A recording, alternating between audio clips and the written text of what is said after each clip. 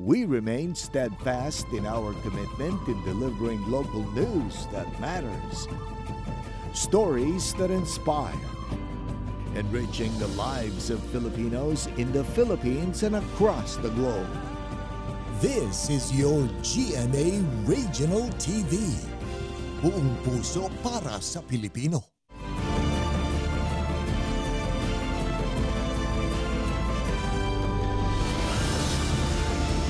Ito ang GMA Regional TV 1 North Central Luzon.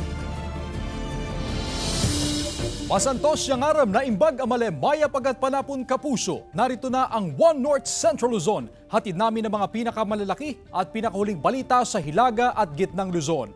Live mula rito sa GMA Dagupan Station, ako po si Chris Zuniga. Sa Dagupan City, arestado sa entrapment operation ang 7 katao na nagbebenta raw ng lupa gamit ang pekeng titulo. May ulat si Claire Lacanilaw. Makikita sa video ang isinagawang entrapment operation ng National Bureau of Investigation Dagupan District Office sa 6 na katao na umano'y nagbebenta ng lupa sa bahagi ng Kalasyaw, Pangasinan na may pekeng titulo. Matapos maiabot ang 200,000 pesos na marked money, agad lumapit ang otoridad para arestuhin ang mga sospek. Sa isa pang video, nahuli ang 80 anyos na lola na umano'y nagpanggap na may-ari ng lupa. Naganap ang magkasunod na entrapment operation sa Dagupan City. Ayon sa NBI, dumulog sa kanilang tanggapan ng complainant matapos mapag-alaman na peke ang titulo ng lupang ibinebenta ng mga sospek. Nag-verify siya sa lupa, doon niya nalaman na yung lupa na bininta sa kanya is iba sa technical specification na nakalagay sa titulo na nakalagay doon. Itinanggi ng ilang mga sospek ang paratang. Nadamay lang daw sila sa kaso. Maging ang 80 anyos na lola na nagpanggap na may-ari ng ibinebentang lupa. Ginawan pa ako ng ID ng senior citizen na kumuha sa senior citizen. Ngayon sabi ko, baka masama yan na ayaw ko talaga, pinilit ako, ginamit lang ako. Hindi ko alam, biglang kasing ko transaction nila kaya hindi naman ako kausap dyan Yung 3 suspect, sila yung nakakaalam na yung lot na yon, parang yung may-ari hindi niya inaasikaso for the past few years. So thinking na it is abandoned or hindi na siguro kailangan ng real na may-ari, na pag-isipan nilang ibenta. Naharap sa kasong estafa at falsification of public documents ang mga sospek. Kasama si Henry Duminsil, Claire Lacanilaw, 1 North Central Luzon. Patay ang 58 anyos na rider matapos na atakihin sa puso habang nagmamaneho ng motorsiklo sa Magsingan, Ilocos Sur. Nakatutok Ivy Hernando. Papasok na sana sa trabaho ang 58 anyos na si Rufo Lopez nang masangkot sa aksidente sa National Highway ng Barangay San Clemente, Magsingal, Ilocos Sur. Kahatid lang daw ng biktima sa kanyang misis sa San Juan. Sumalpok ang biktima sa nakaparadang tricycle. Dinala pa sa paggamutan ngunit binawian na ng buhay. Sa pagsusuri po ng natin yung attending physician po natin, sabi niya po malamang na yung cause ng death ng biktima po natin yung sa heart attack po kasi hindi yung injury niya yung cause ng kanyang death. Ayon sa PNP at kaanak, may history ng high blood ang biktima at umiinom ng maintenance medicine. Apan natagtartaraba ko ma'am, tandaan pa yung mga nakagraduar na gildong anak na isawang karkarigatan na tatakong ko na ma'am, ko kanya. Awanin ka bagay, nagtataki na si Barokong ko na. Maririnig pa ang busina at pagsalpok ng rider sa pampasayrong bus sa kahabaan ng Barangay Caburaw, Santiago, Ilocos Sur. Dead on arrival sa paggamutan ang rider na kinilalang si Albert Costales, 42 anyos, residente ng Candon City. Ayon sa PNP, nasa outer lane ang biktima nang biglang pumasok sa inner lane, sanhi ng aksidente. Wala namang ibang nasugatan sa insidente. Nagkaareglo na rin ang dalawang partido ayon sa PNP. Kuha ang CCTV footage na ito sa National Highway ng Bantay, Ilocos Sur. Palabas mula sa kanto ang SUV nang salpukin ng isang rider. Sugat sa ulo at katawan ang tinamo ng rider na nasa ligtas ng lagay. Nagkaayos na sila ng driver ng SUV. Paalala ng pulisya, Doble ingat sa pagmamaneho upang maiwasan ang aksidente. Ivy Hernando, 1 North Central Luzon. Pinag-aaralan ng Public Order and Safety Office ang pagdilipat sa loading at unloading zone sa bahagi ng pinatataasang kalsada sa Dagupan City. Alamin natin yan sa live report ni Joan Punsoy. Joan? Chris, hindi nga lang usad ng trapiko at direksyon ng mga sasakyan ang pinag-aralan ng Public Order and Safety Office kasabay nga ng pagpapataas ng mga kalsada dito sa downtown area. Kabilang din sa kanilang pinag-aralan ang paglilipat ng loading and unloading zone na sasakupin nga ng road elevation.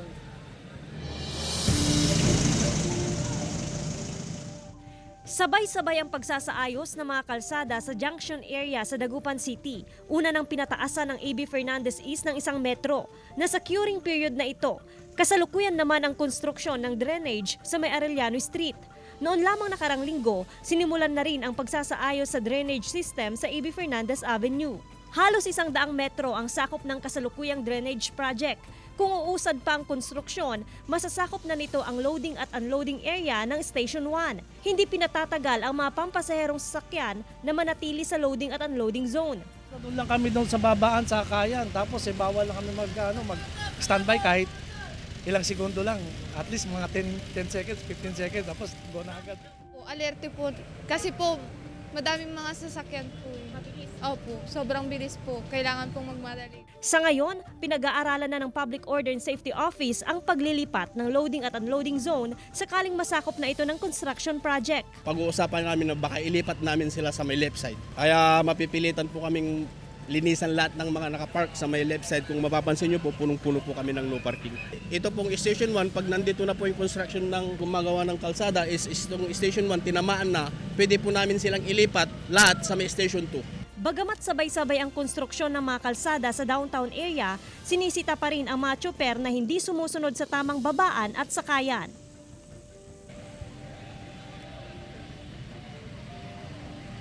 Mabilis pero ligtas na pagsakay at pagbaba ng mga pasahero, ito naman yung paalala ng Public Order and Safety Office sa mga tsuper ng jeep at bus. Actually, Chris, compared kaninang umaga, mas lumapit na nga itong distance difference nga ng construction project mula dito sa ating kinaroroonan sa Station 1. Actually, nasa 10 to 15 meters away na lamang ito ang construction project dito sa ating kinaroroonan sa Station 1. Itong Station 1, ito yung loading and unloading zone ng mga sasakyan nga na magtutungo sa may Malasiki, San Carlos, Calasiao at Lingayen. Kaya naman isa nga sa proposal o plan nga ng Poso ay ilipat na lamang itong Station 1 doon sa Station 2. Ang difference naman yan, Chris, ay nasa almost or 50 meters away nga. Kaya imagine na lang, ganon yung kalayong dadaanin o lalakarin nga ng mga pasahero bago nga makasakay sa mga pampublikong sasakyan.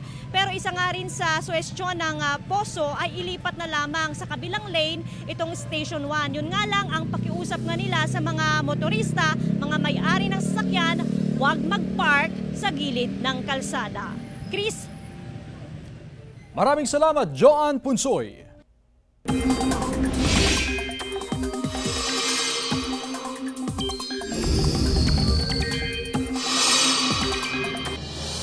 Wala pa ring epekto ang habagat kaya mainit at maalinsangan ng panahon sa ilang bahagi ng bansa pero may ilang lugar pa rin na posibleng ulanin.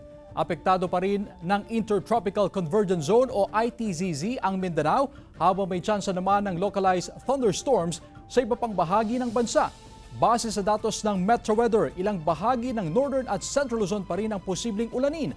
May malalakas na ulan sa ilang bahagi ng Nueva Ecija, Nueva Vizcaya, Pampanga at Bulacan, kaya maging handa sa banta ng baha o pagguho ng lupa.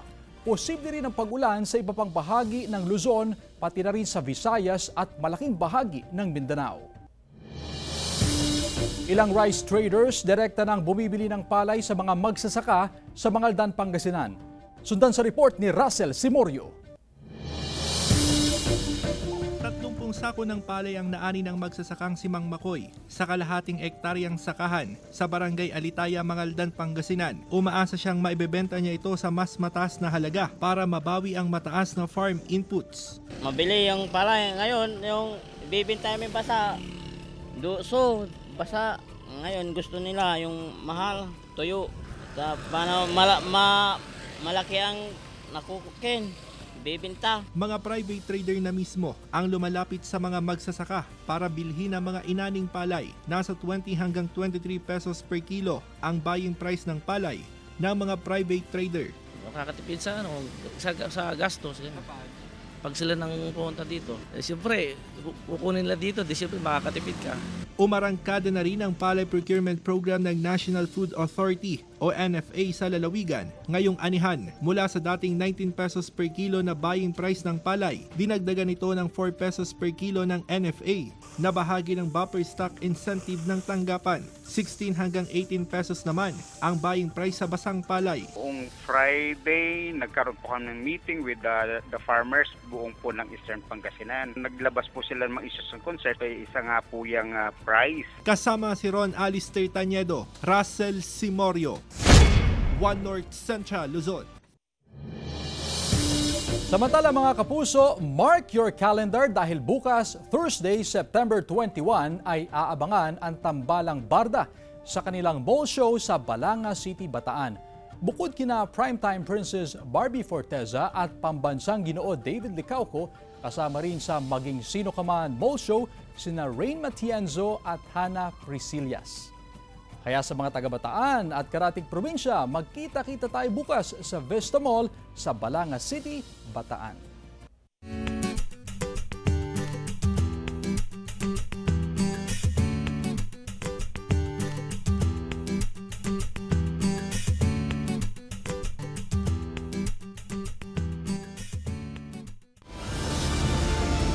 Ito ang GMA Regional TV 1 North Central Luzon.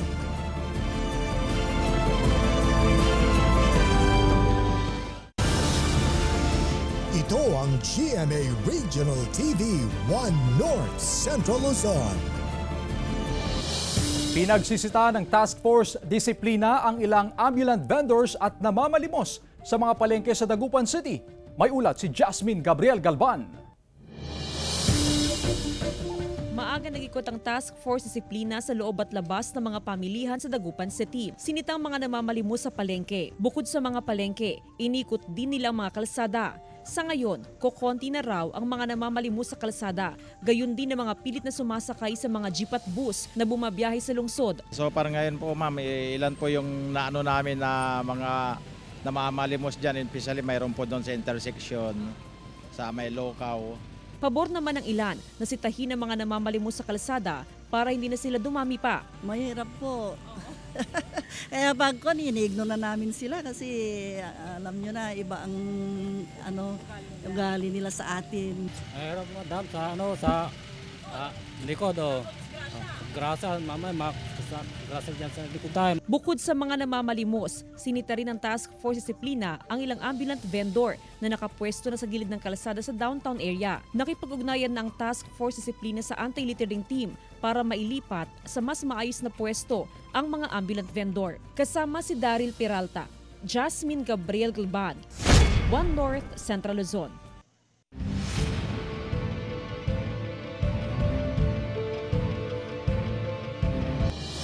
Inisyuhan ng show cause order ng COMELEC ang 4 na kandidato sa Pangasinan dahil sa reklamong premature campaigning. Ang detalye sa report ni Russell Simorio. Mahigit isang buwan bago ang barangay at sangguniang kabataan elections, 4 na kandidato na sa Pangasinan ang inisyuhan ng show cause order ng COMELEC dahil sa reklamong premature campaigning. Ayon sa COMELEC Pangasinan, nag-post sa social media account ang mga kandidato ukol sa kanilang pagtakbo sa eleksyon, bagay na mahigpit na ipinagbabawal. In-screenshot yun, pinadala sa amin sa central office, may summon, pinag-explain sila. 5 araw ang ibinigay na palugit ng COMELEC para sumagot o magpaliwanag ang mga kandidato. Sa oras na mapatunayang lumabag sa premature campaigning ang mga kandidato, maaari silang maharap sa disqualification case. Hintayin po natin yung campaign period. Huwag po tayo mag-engage sa premature campaigning. Katulad nga po nung mga nabigyan ng show cause order, makakasuhan po kayo. Batay sa calendar of activities ng BSKE 2023, sa October 19 pa ang campaign period ng mga kandidato. Sa Lunes, September 25, magkakaroon ng command conference ang COMELEC at PPO para pag-usapan ng security measure na ipatutupad sa mga lugar na isa sa ilalim sa areas of concern. Mas mahigpit ang checkpoint sa mga kalsada. Gagawin po natin ito, depende po sa requirements na security sa bawat bayan po. So gagawin po natin to any time of the day and night, kahit ilang beses po, basta masiguro po natin ang kaligtasan po ng bawat isa. Kasama si Ron Alistair Tañedo, Russell Simorio, One North Central Luzon. Samantala, mahigit 600 ang kandidato sa PIDIG Ilocos Norte nakiisa sa Peace Covenant and Unity Walk. Nakatutok live si Gab De Luna. Gab? Chris, inumpisan na ang Peace Covenant signing at Unity Walk dito sa Ilocos Norte para sa Barangay and SK Elections 2023. Maagang inumpisahan ang Unity Walk and Peace Covenant signing na ginanap sa PIDIG Ilocos Norte. Mahigit 600 ang kandidato para sa Barangay and SK Elections 2023 ang nakiisa sa programa. Ayon sa PIDIG Police, layon nitong patibayan at siguraduhin ang mapayapa at patas na eleksyon nitong taon. Sa awa ng Diyos po, successful naman po yung Peace Covenant, Pledge of Commitment, yung ginawa po namin. Ginanap din ang programang Timpuyog Barangay kung saan personal na pinagharap-harap ng PIDIG-PNP ang mga kandidato. Mas pinaigting ng pulisya ang pagbabantay sa mga posibleng election-related incidents dahil 2 beses nang naipagpaliban ang BSKE. Nag-conduct po kami ng Timpuyog per barangay para malaman po namin kung ano po ba yung may misunderstanding sa mga both parties po. At saka nag-conduct din na rin po kami ng candidate forum and peace dialogue po. Ipinaalala rin sa mga kakandidato ang may pinagbabawal, tulad ng mahigpit na pagpapatupad ng gun ban at pagsunod sa calendar of activities para sa BSKE 2023. Sundin po natin yung calendar activities ng COMELEC. And then yung mga prohibited acts po, sundin po natin. Alam naman po natin na since August 28 po, ay gun ban po. Samantala, Chris, patuloy ang pagpapaalala ng COMELEC at PNP sa mga kandidato, lalong-lalo na sa mga dapat at hindi dapat gawin sa BSKE 2023. Sa katunayan nga, Chris, ay namigay rin ang COMELEC at PNP ng mga flyers, laman ang reminders at activities of calendars or calendar of activities para sa BSKE 2023. Balik sa iyo, Chris. Maraming salamat, Gab De Luna. Babae patay matapos na pagbabarilin ng hindi pa nakikilalang sospek sa City of San Fernando, Pampanga. Tutukan sa report.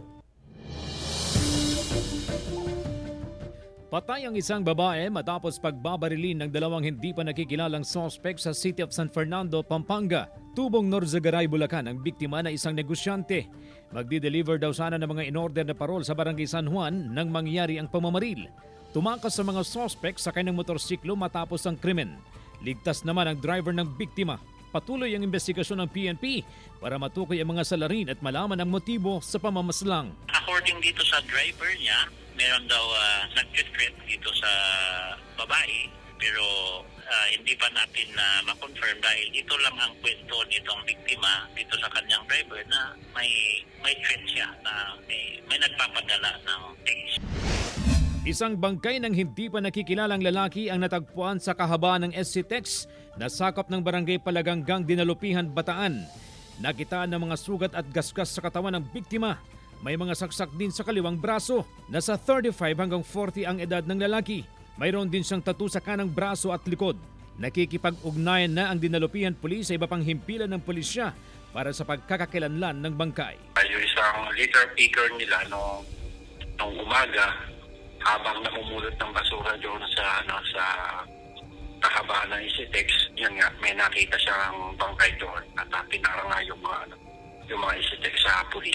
Malaking lalaki, mga nasa 5'7" ng height, medyo chubby o medium build siya. CJ Torida, One North Central Luzon. Problema raw ng ilang tsuper at motorista ang mga sasakyang ipinaparada sa gilid ng kalsada sa Calasiao, Pangasinan. Sundan sa report ni Claire Lacanilaw. Sa video, isa-isang tiniketan ng ilang kawani ng Public Order and Safety Office ang mga nakaparadang sasakyan sa gilid ng kalsada sa bayan ng Kalasyaw, Pangasinan. Aabot sa mahigit 100 na sasakyan ang natiketan ng otoridad. Ayon sa poso, sanhi umano ng masikip na daanan at mabigat na daloy ng trapiko ang mga ipinaparadang motorsiklo at ilang sasakyan sa gilid ng kalsada. Apektado ang pamamasada ng ilang tsuper dahil sa mga nakaparadang mga motorsiklo at ilang sasakyan. Dapat lang ayusin nila yung pagparada nila kasi gumagawa ng traffic. Kasi kami mga driver, siyempre pumaparada kami dito para kumuha ng pasaheros kasi school ito, maraming pasaheros dito. Pinagsabihan na lang namin sila na kung pwede, harapan sila ng pagpaparkan. Ngayon ayaw nila. Siyempre mapipilitan kami, siyempre nasa traffic kami, nasa poso. Dapat namin linisan yun. Ayon sa ilang motorista, wala umanong alternatibong parking area kaya napipilitan silang pumarada sa gilid ng kalsada. Nung nagdala ko ng sasakyan, first day po yun, natikitan po ko dito kasi hindi ko po alam na bawal po mag-park dito. Tsaka wala din po kasing provide na parking lot sa loob. Dito na po sila nag-park, dito na rin po kami park. Parang ganun po.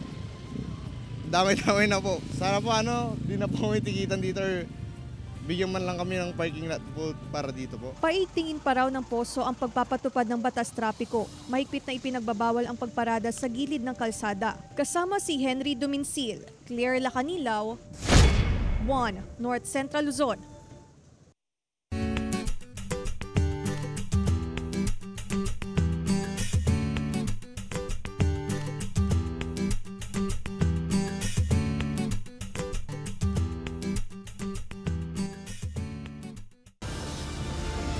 Ito ang GMA Regional TV 1 North Central Luzon.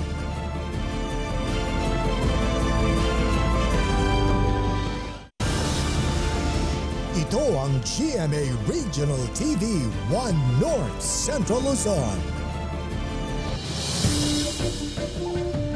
Sa pool sa CCTV ang insidente ng pagnanakaw sa pamilihang bayan ng Narvacan, Ilocos Sur. Naka-alerto Ivy Hernando. Masdan ang babaeng ito na nakasuot ng puting t-shirt. Maya-maya pa, kinausap niyang isang tindera sa kabilang pwesto. Saka kinausap din ang isa pang tindera sa kabilang pwesto na parehong umalis. Dito na ipinatong ng babae ang bag sa timbangan kung saan nadaganan ang cellphone, sabay dampot at lagay sa bag. Ang insidenteng yan nakunan sa isang pwesto sa farmers market ng Narvacan, Ilocos Sur. Ang tiyahin daw na Epifani ang may-ari ng cellphone. Abala siya noon sa pag-aayos ng paninda. Bago po sila nag-suspect po na ninakaw yung cellphone, naghanap po muna sila. Po, nung tinawagan ko po yung tita ko, hindi ko na siya makontak. Tapos yung kasamahan po namin yung kinontak ko, doon po niya sinabi sa akin na nawala yung cellphone niya. Nagdesisyon sa Epifani na i-check ang CCTV. Tinatayang nasa late 50s daw ang ginang na kumuha ng cellphone. Yung ginawa po niya, inutusan po niya yung matanda sa kabilang pwesto po. Kunwari po parang bibili po ganon. Tapos yung kasamahan po namin, inutusan niyang kumuha ng suka po. Bali yun po yung bibilhin po niya sa amin. Kinuha pa rin daw nito ang sukang binili bago umalis. Napag-alaman ni na Epifani na mayroon ding ibang nabiktima sa pamilihan. Idinulog ang insidente sa PNP para sa investigasyon. Magbibigay raw ng pabuya ang biktima sa kung sino ang makapagtuturo sa sospek. Kasama si Norman Raca, Ivy Hernando, 1 North Central Luzon. Nalunod sa Gusud Falls sa Pasukin, Ilocos Norte ang isang 39 anyos na lalaki. Tutukan sa ulat ni Gab De Luna. Nauwi sa trahedya ang masayang pamamasyal ng magkakaibigan sa Gusud Falls sa Pasukin, Ilocos Norte. Nalunod ang 39 anyos na lalaki na si Edelmar Alvarado, residente ng bayan ng Bacara. Sa investigasyon ng pulisya, kukunin lang sana ng biktima ang sombrero nito nang aksidenteng mahulog sa mataas na bahagi ng talon at tumama ang ulo ng biktima sa bato hanggang sa tuluyang malunod.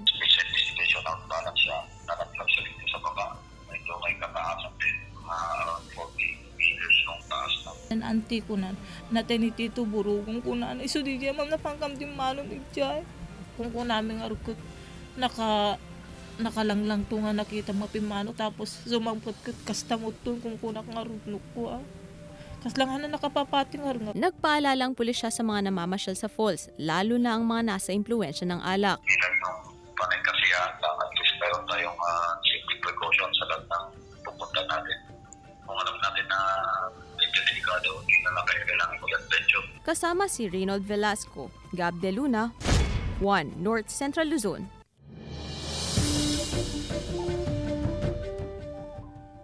Samantala, mga patapong papel ginagawang obra ng isang babae sa San Quintin, Pangasinan. Tunghayan sa report ni Russell Simorio.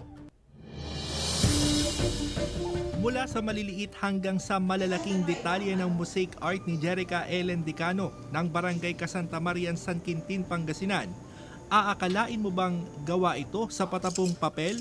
Hindi rin basta-basta ang kanyang obra. Karamihan sa kanyang artwork, pinagsama-samang makukulay na papel mula sa puncher paper. Inaabot daw siya ng 2 araw sa pagpapunch ng papel sa kada artwork na kanyang ginagawa. Nahiligan ko po ang paggamit ng recycled materials dahil I want to promote eco-friendly artworks po at para ma-discover po yung mga iba't ibang art style na bukod sa pagdodrawing lang po. Kabilang sa mga ginawa niya ng artwork ang mga iniidolong personalidad. Pero ang tunay na nagpahanga sa mga netizen, ang art image ng kanyang ama't ina. Hindi ako kakalain na yung ginagawa niya ay magkakaroon ng magandang outcome. Kasi minsan tumitingin ako sa kanya, sabi niya sa akin, huwag mong tignan kung ano man ang ginagawa ko, sabi niya. Sabi ko, go on lang yung kung ano man ang meron dyan na maganda, di gawin mo. As an artist po, isa sa pinaka-favorite line ko po is, there is no mask in art because art is free. Naniniwala po ako na walang rules sa art. Kasama si Daryl Peralta, Russell Simorio, 1 North Central Luzon. Mga kapuso, 96 days na lamang, Pasko na. Samantala, mapapanood niyo po ang episode na ito at iba pang pinakuring lokal na balita sa official website ng GMA Regional TV, www.gmaregionaltv.com. Pwede rin kayong bumisita sa aming official YouTube channel, GMA Regional TV, at i-click ang subscribe button para sa pinakamainit na balita mula sa mga rehiyon. Nais naming pasalamatan ang mga kapuso sa Hilaga at Gitnang Luzon, maging ang mga kapuso natin abroad. Dahil sa GMA Regional TV, local news matters. At yan ang mga pinakamalaki at pinakahuling balita sa Hilaga at Gitnang Luzon. Maraming salamat sa pagsama sa amin, pati na ang mga kapuso sa ibang bansa na tumutok sa mga balita sa rehiyon. Ako po si Chris Zuniga. Kami ang GMA Regional TV 1 North Central Luzon. Buong puwersa para sa mas malaking misyon at mas malawak na pagdilingkod sa bayan.